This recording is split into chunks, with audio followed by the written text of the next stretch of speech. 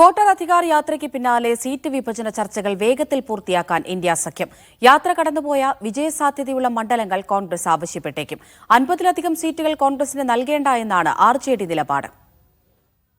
Voter Adhikar യാത്രയുടെ ആവേശം നഷ്ടപ്പെടുന്നതിന് മുൻപ് തന്നെ സീറ്റ് വിഭജന ചർച്ചകൾ പൂർത്തിയാക്കി തെരഞ്ഞെടുപ്പ് പ്രചാരണത്തിൽ സജീവമാകാനാണ് ഇന്ത്യ സഖ്യത്തിന്റെ നീക്കം.